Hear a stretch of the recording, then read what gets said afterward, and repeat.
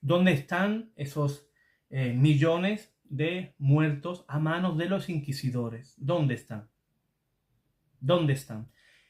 Es más, me gustaría que un protestante solo, uno solo, me cite un historiador serio, como estos que te he dado, que me muestre dónde la Iglesia, dónde la Inquisición mató esos 40 o 50 millones, yo qué sé, la cantidad que sacan los hermanos protestantes.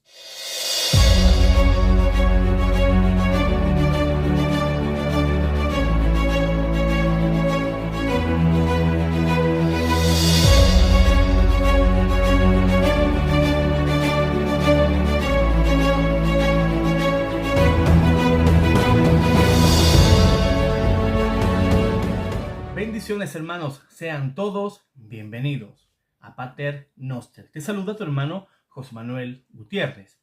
Pues hoy queremos desmentir uno de los mayores mitos existentes sobre la Iglesia Católica.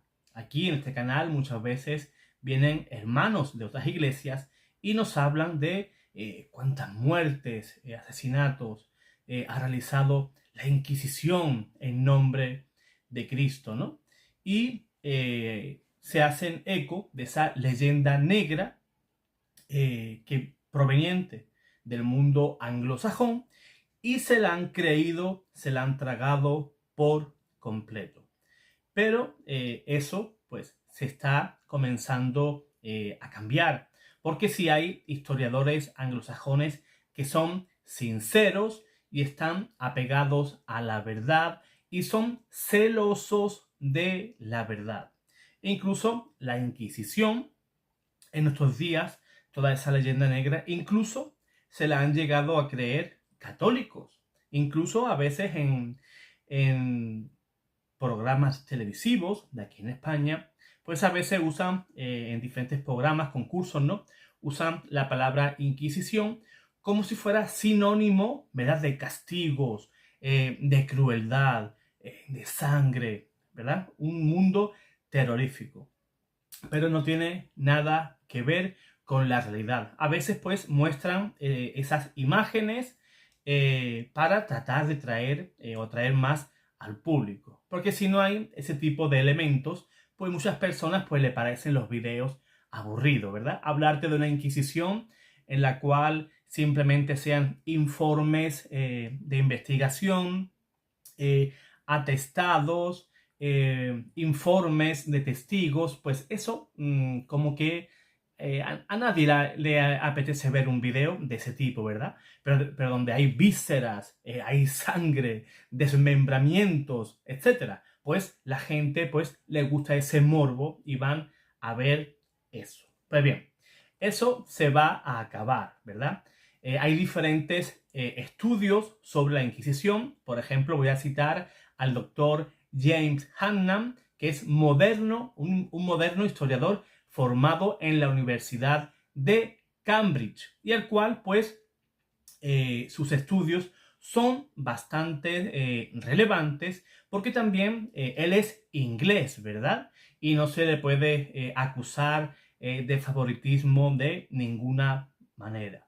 Recientemente, pues, también realizó un escrito sobre el tema titulado Preguntas frecuentes acerca de la Inquisición, en donde el doctor James pues resume la imagen de la Inquisición española que se deriva de sus investigaciones y cita a otros historiadores anglosajones también, paisanos de él. Vamos a dar lectura a esas investigaciones de diferentes historiadores. Estamos hablando de gente estudiada, de gente académica. No estamos hablando de ese protestante que se abrió un canal y comenzó a inventarse historias sobre la Inquisición. No estamos hablando de protestantes de 3 al cuarto, en el cual pues de igual manera se abren un canal y comienzan a despotricar contra la Iglesia Católica y las bases históricas que mantiene, pues no hay por dónde cogerlas. Así que todos estos eruditos que vamos a citar ahora son historiadores serios y vamos a dar esas fuentes para que tú, hermano católico, o tú, amigo protestante, pues puedas ver que lo que te estoy diciendo no es mentira. Porque a veces vienen y me dicen, José Manuel, dame la fuente de lo que has dicho. A veces no cito fuente ninguna porque son datos que puede encontrar cualquiera. Yo no me he ido a la biblioteca secreta o los archivos vaticanos secretos, ¿verdad? A buscar, a indagar, no. Son datos que tú, si te preocupas, si investigas, pues los puedes encontrar al igual que yo los encuentro. Esos datos no se esconden de ti, ¿verdad? Sino que esos datos están ahí. Pues bien, vamos a citar en primer lugar a Edward Peters, el cual, pues, en su obra Inquisición, pues, dijo lo siguiente. Atentos. Las cortes eclesiásticas de la Edad Media tenían una merecida reputación de ser mucho más benignas que sus equivalentes seculares, y esto causaba tensión cuando las jurisdicciones se cruzaban. En particular, a Enrique II de Inglaterra le disgustó mucho esta disputa con la Iglesia y que llevó al asesinato de Santo Tomás Becket. Por ejemplo, el castigo secular, hasta bien entrado en siglo XIX, en la mayoría de las cortes europeas para la sodomía y el bestialismo, era la muerte. Pero en la corte eclesiástica, o sea, en la Inquisición, era mucho más probable que se enviase al sinvergüenza en peregrinaje como castigo. Los registros históricos muestran que las confesiones públicas, amonestaciones, cargar cruces, peregrinaciones, prisión, también la ejecución, fueron todas sanciones disponibles para el inquisidor, y que en la mayoría de los casos se prueba que los asuntos terminaban con reproches leves. A eso me refiero y me referí en diferentes videos. La Inquisición era mucho más benigna que los juicios seculares. Fíjense, imagínate que soy un ladrón y voy y robo 2 gallinas y me detienen y me van a llevar pues a un juzgado secular. Pero ¿yo qué hacía? Pues yo diría alguna blasfemia, insultaría algún dogma de la Iglesia o hablaría mal de Dios. ¿Para qué? Para que estos me cogieran y me dejaran en los juzgados de la Inquisición, en los cuales ellos tenían que investigar si yo lo que había dicho, esa herejía o esa blasfemia, pues podía ser punible o no. Fíjese, hasta los ladrones comunes tenían sus artimañas para no caer en esas jurisdicciones seculares. Y por eso el ladrón prefería caer antes en manos de un inquisidor. Fíjense, incluso, vamos a decir más, en países escandinavos, Noruega, Suecia, Islandia, las brujas que existían en países protestantes, cuando eran acusadas de organizar aquelarres, diferentes prácticas paganas, ¿verdad? Pues ellas, antes de caer en manos de los inquisidores protestantes que existían, o en esos juicios seculares que se hacían, pues preferían irse a un país católico. ¿Por qué? Porque sabía que la Inquisición les iba a dar un castigo muy, muy livianito. Fíjense, el historiador Edward Peters dice que los registros históricos muestran como castigos las confesiones públicas o una amonestación, o cargar una cruz, hacer una peregrinación y también podrían ir a prisión y también a la ejecución. Pero la gran mayoría de las veces, pues todo terminaba en un simple reproche leve, o sea, te amonestaban o te hacían confesar públicamente tu pecado o te mandaban como penitencia a hacer una peregrinación. Vean cómo pecados como la sodomía y el bestialismo pues eran castigados con penas bastante leves, previo, ¿verdad? Al perdón que se le daba a esa persona, porque él pues confesaba el pecado y quería enmendarse, ¿verdad? Siempre, eso es una condición, que el reo quiera enmendarse. Así que no cabía otro castigo.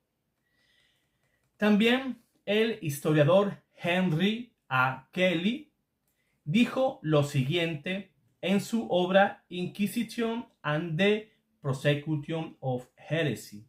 Decía lo siguiente: Gregorio IX permitió a los inquisidores el uso de la tortura, como ya practicaban los tribunales civiles, aunque sujeta a restricciones, al contrario de las autoridades seculares, que tenían gran libertad en ese departamento.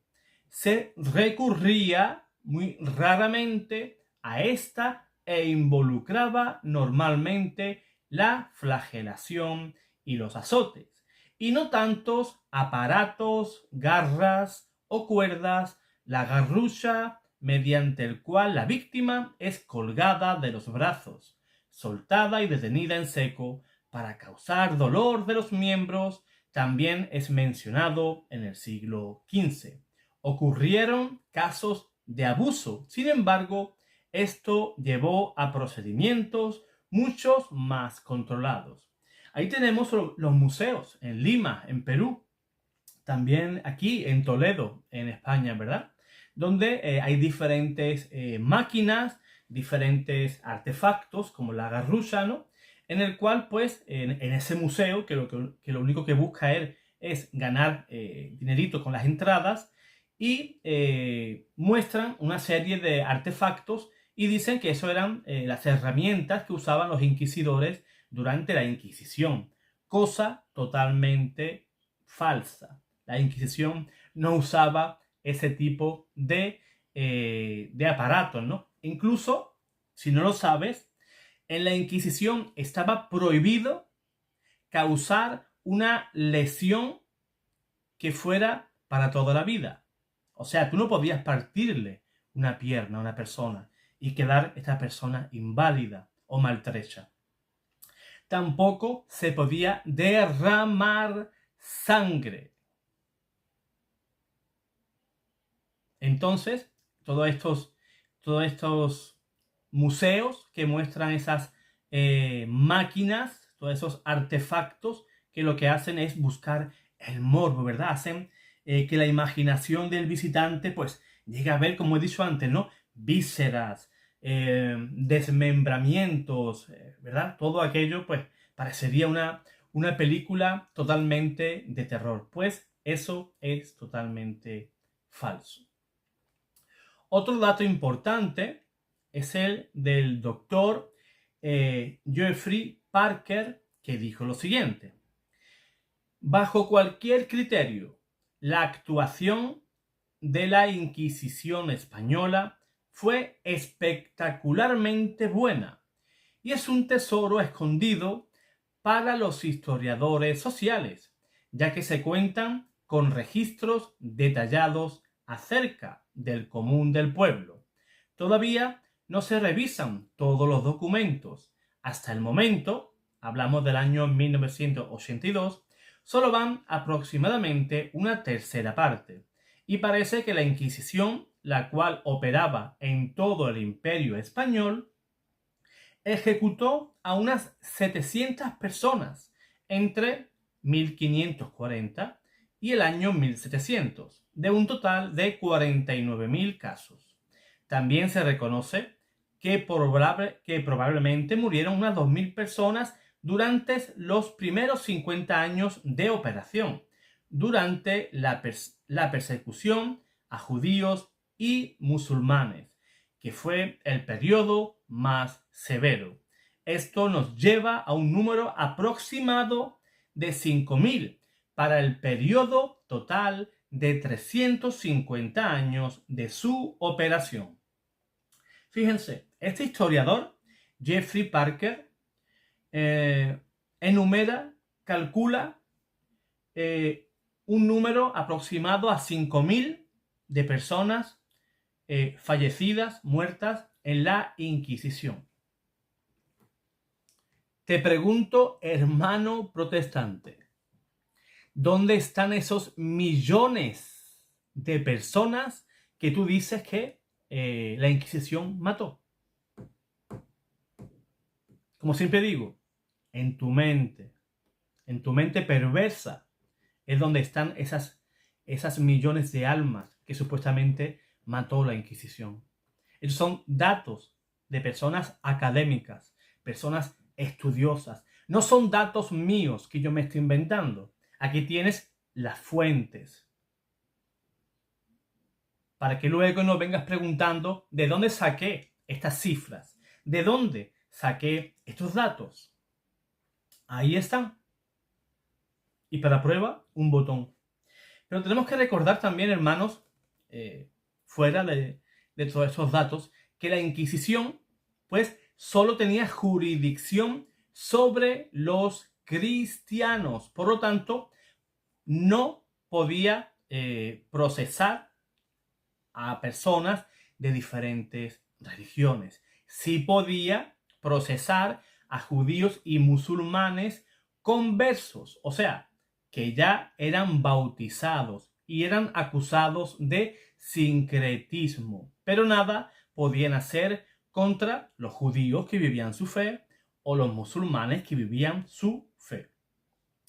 Por otra parte, los indios, pues, aunque fueran bautizados, en aquella época quedaban fuera de la jurisdicción de la Inquisición por considerarse que al ser neófitos en la fe les resultaría demasiado fácil quebrantarla sin que ellos fueran conscientes, ¿verdad? Eran muy facilitos. Es como los católicos de hoy en día, ¿verdad?